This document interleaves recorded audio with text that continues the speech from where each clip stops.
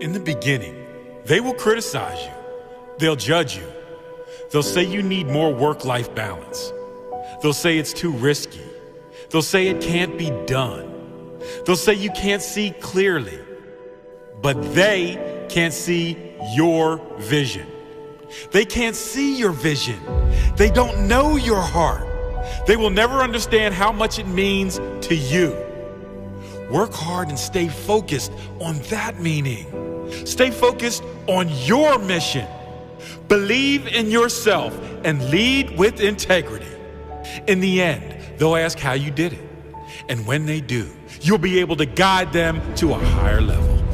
You'll be the example of perseverance, the example of believing in yourself, the example of never losing sight of your vision, the example of blocking out all the noise and remaining dedicated to your dream, your purpose. I always felt like I needed other people to believe in me. But it wasn't until I started believing in me that I started going places. When I started to back myself, other people started to back me. When I realized my worth, others saw my worth. Now I know I don't need others to do anything or achieve anything in my life. It's great to have support, but it's better to have belief in yourself. It's great to have support, but it's better to have mental strength.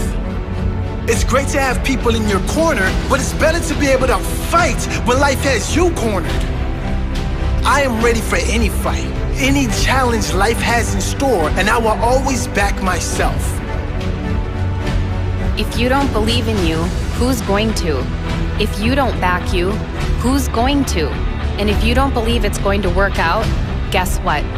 It won't. If you even have a speck of doubt in your mind, it will hold you back from reaching your goals. It will hold you back from your true potential. It will hold you back from giving it your all. And because of that, you'll never know how great you could have been. You can develop that belief. You develop it by doing, by taking action. And yes, you will fail, but each time you get back up, you take one more step forward, and that step you take forward is another step in belief. Keep climbing and growing that belief until you reach the place where there's no doubt. Only you know how far you will go in life, because only you know how much you are willing to give up in order to claim the prizes life has to offer. Life has those prizes waiting for you. You can be the champion of your own life. You will win in life when you back yourself, when you bet on yourself, when you go all in on your dream, when you stop holding back and go all out. You must know at the very least that you are capable of anything. Others before you have done it. So logically, it is possible. You just have to believe, trust, have faith, and be willing to do whatever it takes to get there. You have to back yourself. Nothing else will pay better. The only way to win big in life is to bet on yourself. If you're not willing to back you, no one will. Believe you are capable. Because guess what? You are. You are more than capable. You just need to back yourself and take consistent action. Find that spark you need and turn it into a flame. Turn the flame into an inferno of passion and let that passion drive you to greatness. Listen, some successful people aren't that smart. They just believe in themselves.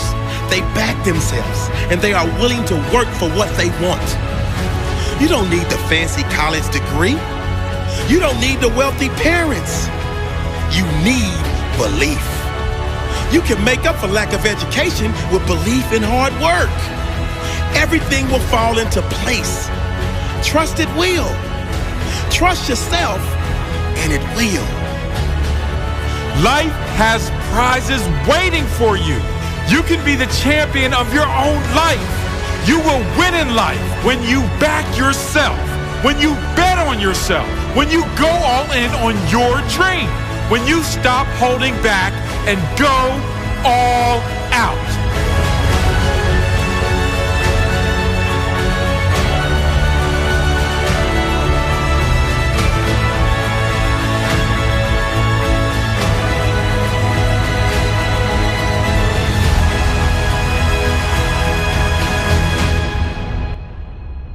human beings absolutely follow through on who they believe they are.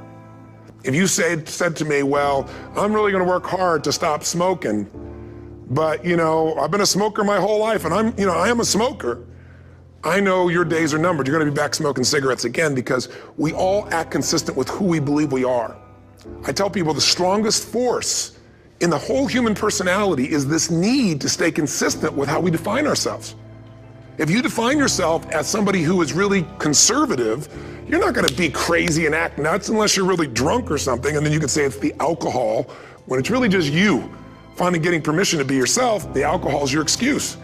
If you're a really crazy person, you act crazy, outrageous, playful. You don't act conservative because that's not who you are. Very often people say, well, I can't do that. I'm not that kind of person. And I always say to people, really, when did you define yourself? I mean, really, how many years ago did you come up with what you could and couldn't do in your life? How many years ago? Most people, if they really look at how they're living their life today, it's based on a set of standards, a set of beliefs that they made choices about 10, 20, 30 or more years ago. I mean, very often we made decisions in our youth or very young about what to believe, about what we were capable of, about who we are as a person, and that becomes the glass ceiling, if you will, that controls us. There's a corny metaphor, but it's true. I remember one time I was with my family at the circus and there was a person there and they had this big giant elephant, and you look at this elephant and they take this little rope, put it around the elephant's neck, and they drive this stake into the ground. And I mean, you look at this and you know that elephant could rip down the entire tent with almost no effort. And yet the elephant doesn't struggle, doesn't try. Why? Because the elephant's conditioned. And they take that elephant and condition the elephant when it's a baby elephant. That's how they train them. When it's a little baby elephant and it doesn't have the power yet, they put a big rope around it and they drive this huge stake in the ground, and the elephant fights and fights and fights. And one day, finally, that elephant decides, I'm not capable of pulling this out. And once that becomes the definition of an identity of anyone, an elephant in this case, they don't even try anymore. It's just who I am, that's how it is, that's just the way it is in my life. I'd like to ask you to take a look at any place you've got a limitation and ask yourself, when did I decide to accept that limitation?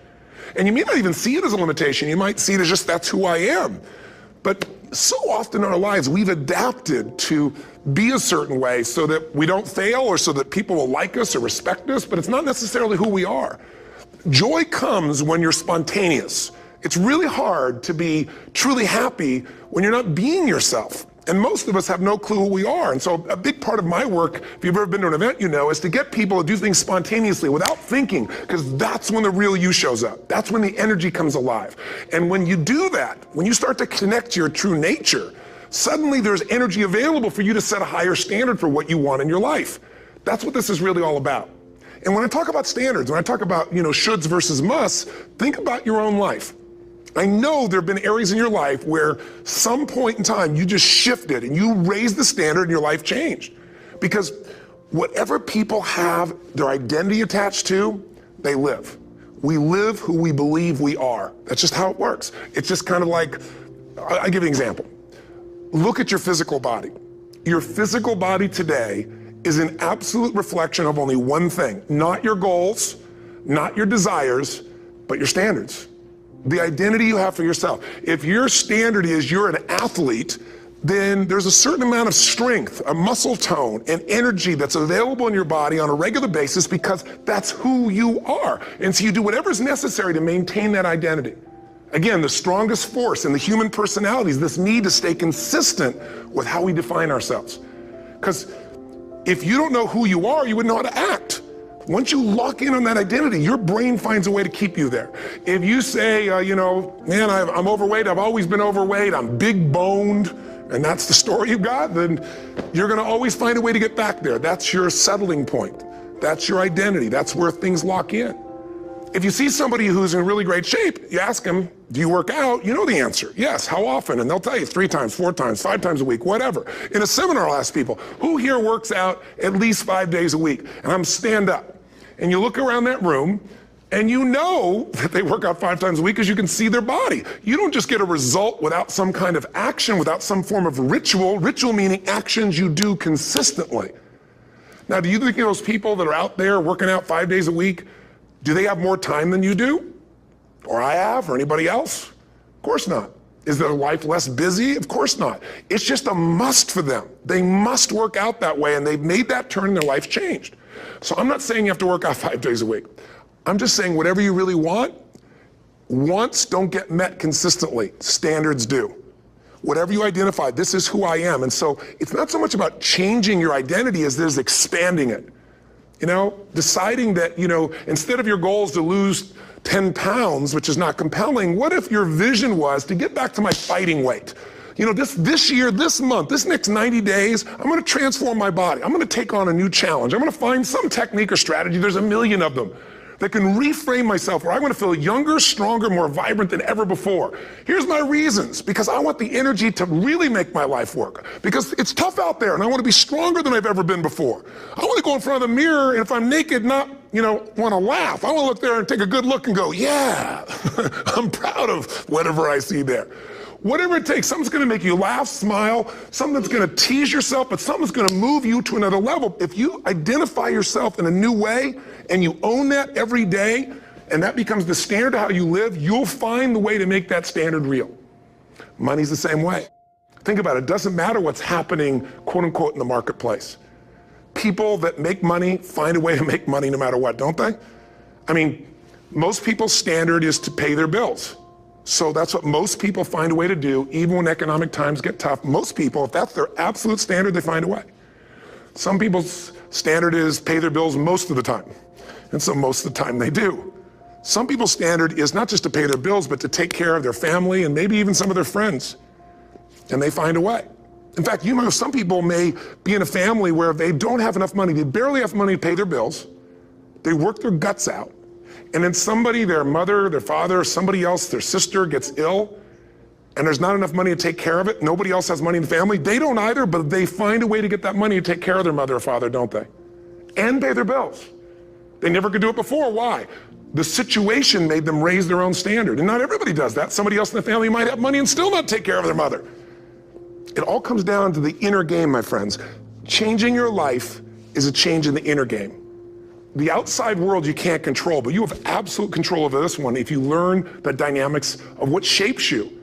And identity is one of those simple, clear, fundamental basics that if you start to shift it, everything else will shift in your life as well.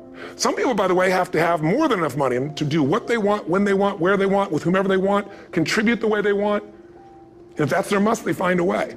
I know that sounds overly simplistic, but it's true. Somebody once said you could take all the money in the world out of the hands of everybody, out of all the wealthy people in the world who are really successful, give it to other people. It wouldn't take too long, those people would have it back in their hands. It's not because they're manipulative, it's because they have a standard. Some are manipulative, don't get me wrong, but they got a standard of what they're gonna find a way to make happen. I'm just simply saying to you, take those 3 magic words and live them. Raise your standard. And if you really wanna do it, then I'll tell you the most important secret. Have you ever done this? Have you ever told yourself you're raising your standard? Okay, I'm gonna go make this happen. I'm gonna go make this much money. I'm gonna transform my kids. I'm gonna create the ultimate relationship in my life. I'm gonna transform my body, whatever it is. And then you don't have strong enough reasons and you don't use it. You don't follow through. It's because you didn't back up your standards with what makes those standards real, and that's rituals. Rituals are where the power is. Whenever we do our Robbins results coaching, we say Robbins equals results, the way we get results with people, it's the same way if you listen to my Ultimate Edge program, or back in the old days, Personal Power, or if you went to one of my seminars. You know what I do is I take these huge challenges you got and we break them down into little bite-sized steps. Little things you do each day that after you do them, you get so much momentum that it's easy to succeed. You're not overwhelmed. You have these victory day after day after day on little things. If you went through Ultimate Edge, I'm sure you learned about the hour of power, or the 15 minutes to be able to be fulfilled, or 30 minutes to thrive, where you literally just condition your body and emotion with a couple little rituals.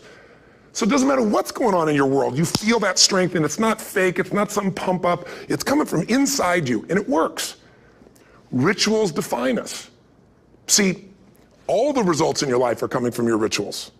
They start with a standard and then have rituals that follow it up. Like, for example, if you are where you want to be physically, you have very different rituals than if you're not where you want to be physically. If you're overweight, you and I both know you got a different ritual than if you're physically fit. Completely different. You get up in the morning, what's the first thing you do if you're fit? Your shoes are there, you roll over, Doesn't matter how you feel, you put on your shoes, you lace them, you start walking, or whatever that ritual is. If you're overweight, you roll over and you have a very different ritual. You might roll over several times to turn the alarm clock off.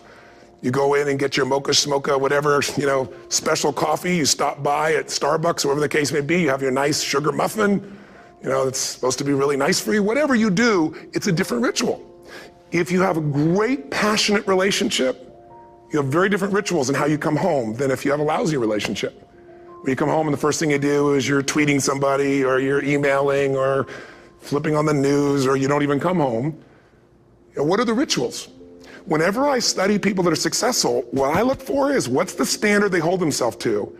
And then what are all those little rituals that add up? Because think about it. Success and failure are not giant events. They don't just show up. You don't just suddenly become successful or suddenly have this cataclysmic event that makes you fail. It may look that way, but failure comes from all the little things. It's failure to make the call. It's failure to check the books. It's failure to say, I'm sorry. It's failure to push yourself to do things physically that you don't want to do. And all those little failures day after day come together until one day some cataclysmic event happens and you blame that. That event happened because you missed all the little stuff. Do you agree with me? And success, by the way, is not some overnight event. It's all these little things. Success is having a vision. Success is making it compelling. Success is really seeing it and feeling it every day with strong enough reasons. Success is feeling the sense that I'm here to grow and I'm here to give something to the world more than just myself. Success is caring about other people. Success is calling and saying, I love you in the middle of the day for no damn reason. Or sending a note. That'll change your relationship. Have a ritual of something funny, playful, or a surprise you do. How many relationships are dead today because they have no surprise rituals anymore? You need to have some rituals, some cool things you do that nobody else does that gives you a better life than anybody else has. All the little stuff. That's where success comes from. In business, it comes from delivering more than anybody could imagine. All those little things add up. People go, wow, that's who I want to do business with. It's true in any area of your life. So if you look at somebody who's really successful and you think, wow, they're so amazing, they're such a genius, you got to dig underneath and you got to remember something. People are rewarded in public for what they've practiced for years in private. Myself and my business people say, how do you get up and speak? And you have no notes and you go for 3 days and nights and the room is like, everybody's wired and it's incredible. It's like a rock concert. How do you do that? How do you have that confidence? Oh, it's not confidence, it's experience now. But I did so much behind the scenes and I still do to make things right. How many people would know that since the time I was 17 years old, before I walk out on stage, still do to this day, wouldn't need to do it, but I still do it, I never walk out there without being in an absolute peak state of mind. There are days my back is hurting, my throat was hurting, or I may have had a challenge, or my father passed away, and I've still got to deliver for these people because my standard is give my all every time. Every event has to be better. Talk to anybody who's been to our events for 5, 10 years, some of our trainers, and I'll say, I don't know how he does it. He always finds a way to make it better. That's not an ego thing. That's a standard in me. I have to find the way. And my ritual, though, is I prepare, I think, I gather new information, I figure out how to put something across better. What do people need? I spend time with our customers. I see what's going on. And before I get on stage each time, I have this little ritual to put myself in a state of mind. And I did it starting like 17 years old. I started doing it. I'd say, I now command my subconscious mind. And I say this out loud several times, this little phrase, set of phrases, as an incantation to kind of condition my mind and body. And I'd say, I now command my subconscious mind to direct me in helping as many people as possible today by giving me the strength and the emotion and the humor and the brevity, whatever it takes to show this person and help this person change their life now. And I started that with a person when I worked with people one-on-one, and I would do that for 45 minutes driving in my Volkswagen to go serve and coach somebody for the first time. Now I don't say that person, I say these people, and I can go out in a room of 10,000 people and deliver for 50 hours, and I do it every time I come back on stage. It's a ritual to go into peak state. Peak states don't just show up, they don't interrupt you. Great ideas don't interrupt you, you gotta pursue them. I talked to Michael Jordan, I'll never forget, at the peak of his career, and got to watch his final game, saw him backstage and spent some time with him, and it was a pretty exciting time. He was the greatest basketball player I think that ever lived and has ever lived. And I asked him, I said, what sets you apart, Michael? What is it?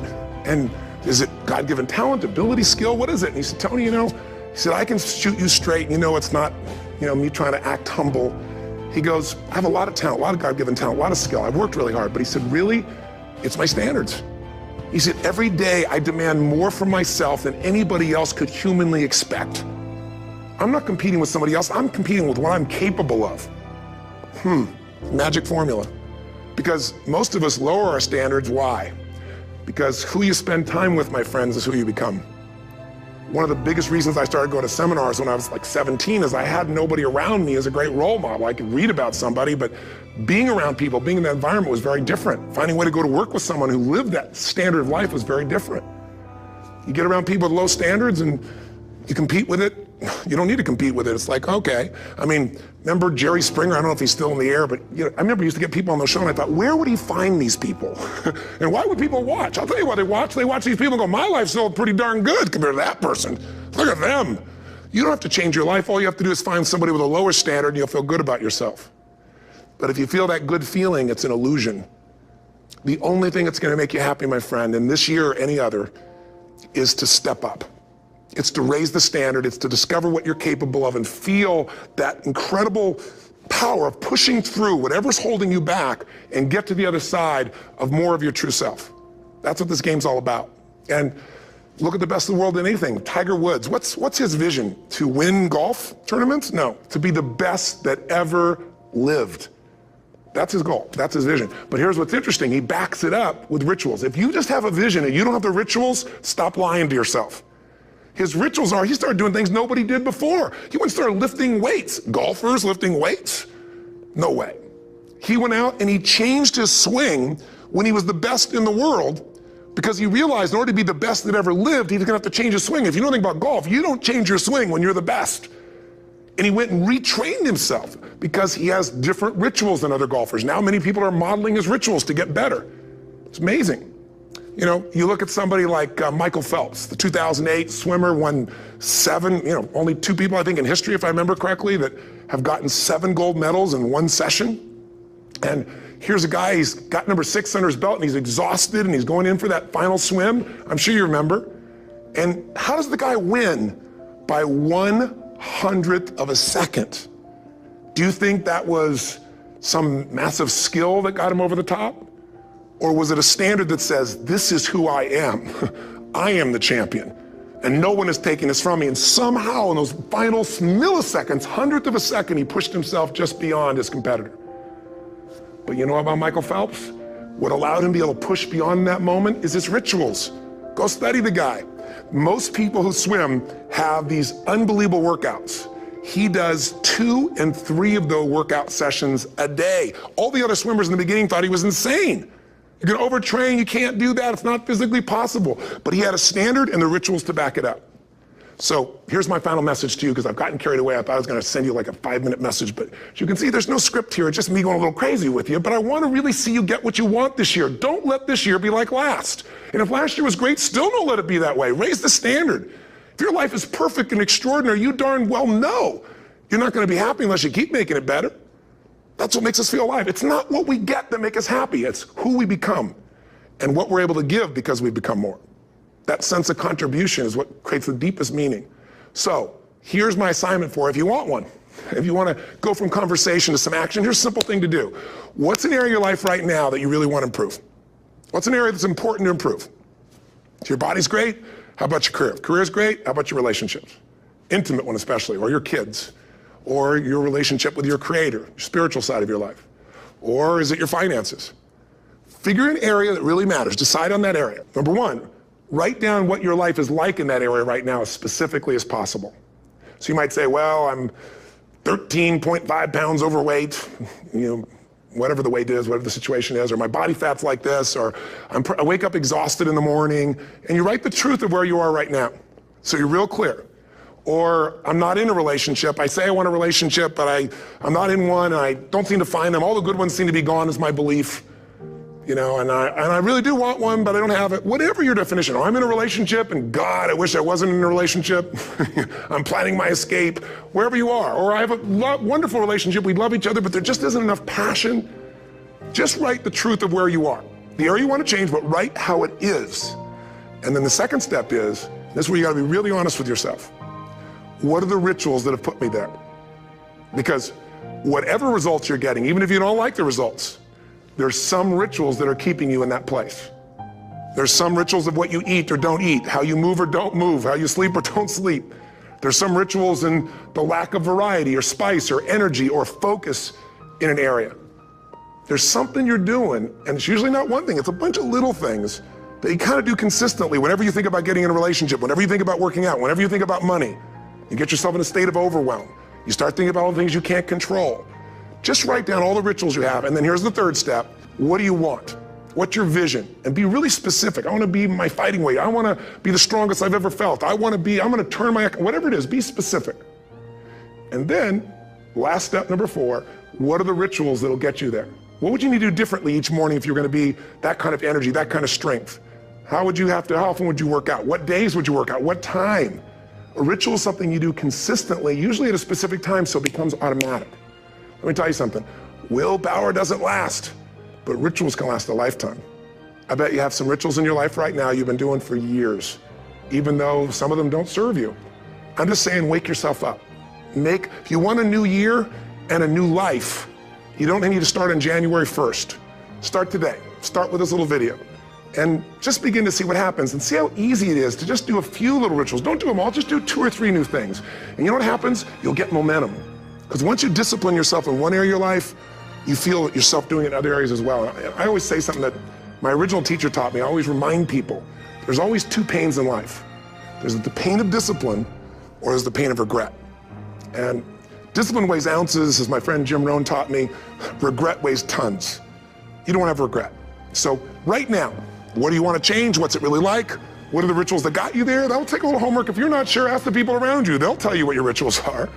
What do I really want in depth? What are the rituals that'll get me there? And then get yourself to start a few of those actions and lock them in place. If I can help you in any way, we're here as a company to support you. Come and have an event with us. Come to Unleash the Power Within or Mastery University, or get a coach. You can get a free coaching session if you call our company and click on something on this. Will probably have something on it, or get a product. Or don't do anything with us, but do something with somebody, starting with you.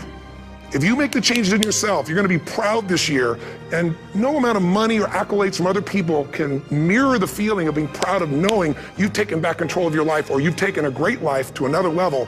Because once you do that, you have something you can give other people, whether it be your kids or your friends or your family, and ultimately that's what life's about.